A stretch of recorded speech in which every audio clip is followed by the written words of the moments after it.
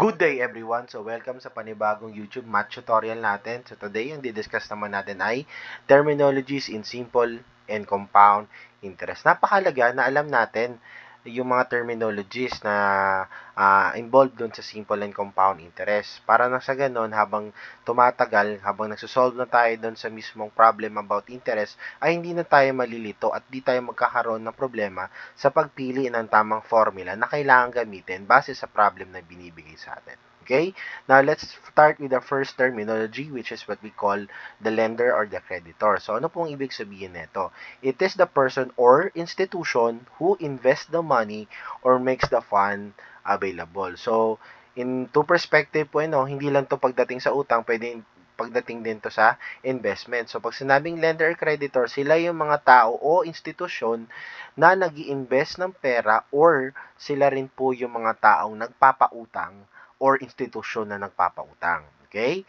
So, example niyan, meron tayong Pag-ibig, GSIS, meron tayo dyan about social housing, and you have SSS. So, doon naman sa mga maliliit o small area, meron tayong mga kapatid na Indiano o Pakistano na nagpapautang sa mga maliliit na tindahan at tinatawag natin itong 5-6. Next, kung meron nagpapautang at meron nag-i-invest, dapat meron tayong tinatawag na borrower or debtor. Ano po naman ang ibig sabihin nito? They are the person or it is a person or institution who owes the money or avails the fund from the lender. Sila naman po yung nangungutang doon sa tinatawag nating mga lender or creditor. So, ibig sabihin, kung may nagpapautang, may nangungutang at yung nangungutang na yon, ang tawag sa kanila ay borrower. Next, origin or loan date. So, ano naman po ang ibig sabihin nito? The date on which money is received by the borrower. So, ito naman po yung araw na kung saan nakuha mo na yung iyong inutang na pera. So, example, ang sabi Maria, pwede ba akong humiram ng pera sa iyo sa September 9? So ngayon, example ngayon ay September 8. Kung sinabi ng kaibigan ni Maria ay mangungutang siya sa September 9 at during September 9 ay pinahiram na siya ni Maria ng pera, therefore that is what we call the loan date. It is the date wherein na-receive na yung pera ng borrower. Kung sino man yung umutang, marireceive niya yung pera during that date. Okay? So, klaro yan. Hindi po sa araw ng pagkakasabi, hindi po sa araw ng pagkakausap ninyo, kundi yun po yung araw o yun po yung loan date, yun po yung araw na kung saan nakuha mo na mismo yung perang inutang mo. Okay? So, ibig sabihin, kung merong araw na nakuha mo yung utang mo, syempre, meron din araw na kailangan bayad mo na o araw na dapat during this day, bayad mo na completely yung utang mo. And that is what we call repayment date or maturity date. It is the date which the money borrowed or loan is to be completely repaid. So, ito na po yung araw. Ito na po yung petsa na dapat bayad mo na yung iyong utang. Paano kapag mas maaga mo nabayaran yung utang mo? Mas maganda. Okay? May mga ganong kasing institusyon na kapag maaga ka sa due date o maaga ka dun sa deadline ng utang, minsan nag-less yung utang mo. O instead of 200, o bayaran mo na lang 180. So, may mga ganong offer sila. So, dapat tinitake advantage nyo yun kung kayo po ay nangungutang. Next, paano naman kung ito naman ay late? So, baga, ngayong araw na yung maturity date, tapos hindi ka makabayad ngayon. Ang tansa mo ngayon, makakabayad ka pa sa susunod na linggo. Anong pwede mangyari? May mga tinatawag na penalties. So, anong ibig sabihin ng penalties? Yun po yung mga extra charge na kailangan mong bayaran kapag ikaw ay hindi nakabayad sa araw na pinag-usapan nyo na dapat bayad ka o dun sa repayment date.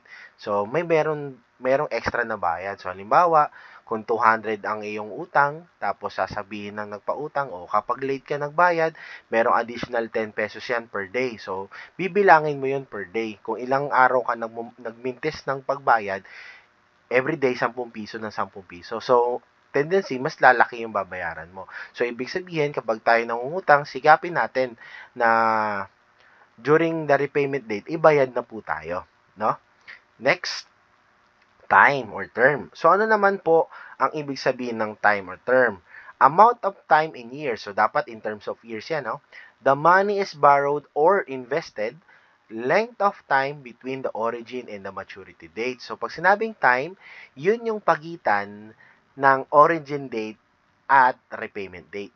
So, ibig sabihin, the time between the origin date at repayment date, ang tawag doon ay term or time.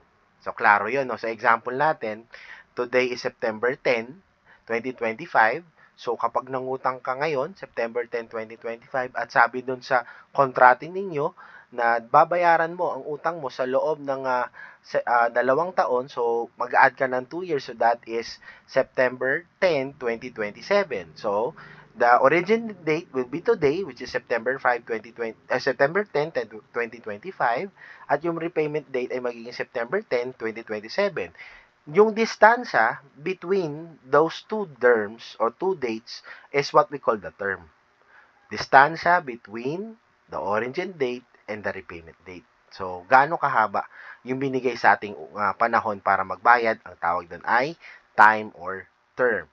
Next, principal. So, pag sinabi natin principal, it is the amount of money borrowed or invested on the origin date. So, ito yung perang nakukuha natin or ini-invest natin doon sa particular na paglalagyan ng pera. So, ito po yung amount. Pera po ito.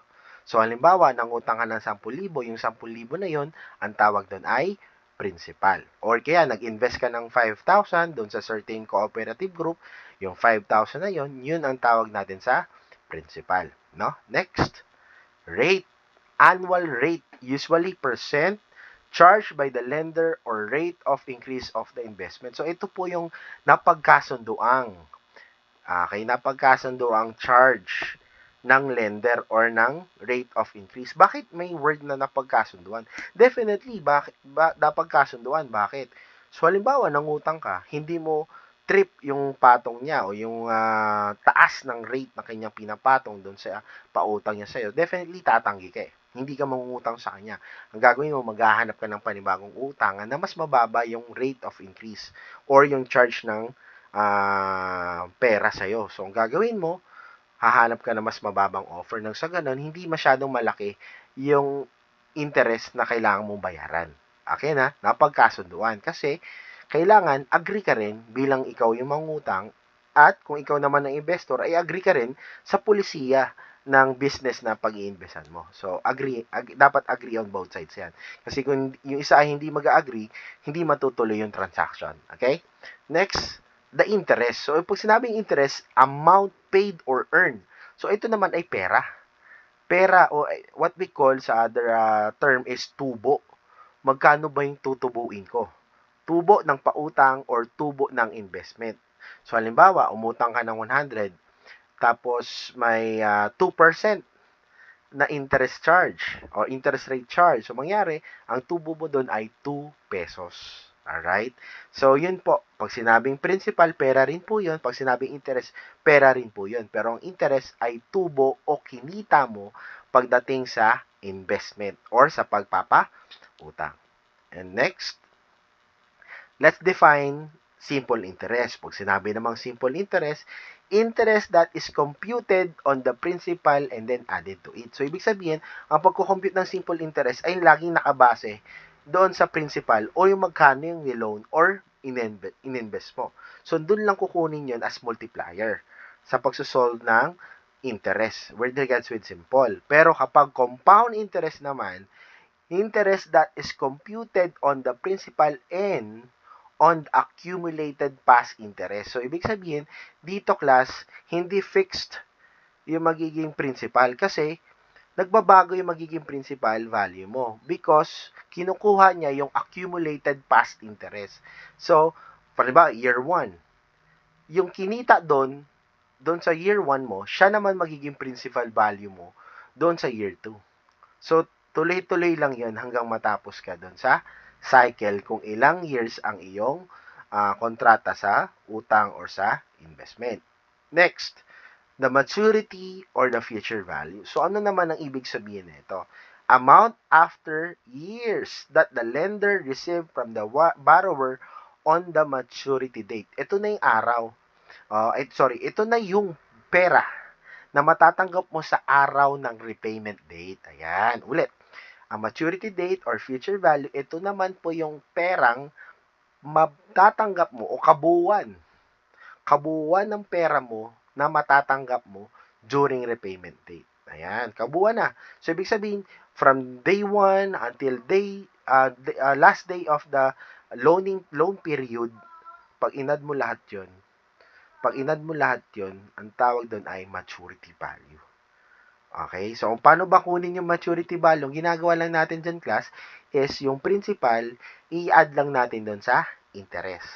So, pagsamahin nyo yun na agad yung maturity or what we call future value. So, muli, maraming salamat. No? So, sana marami na naman tayong natutunan sa ating munting channel at huwag natin kakalimutan mag-subscribe, pindutin ang notification bell nang sa ganon, marami pa tayong matutunan na lesson sa math, especially sa grade 11. So maraming salamat. This is Maturo. Thank you and God bless.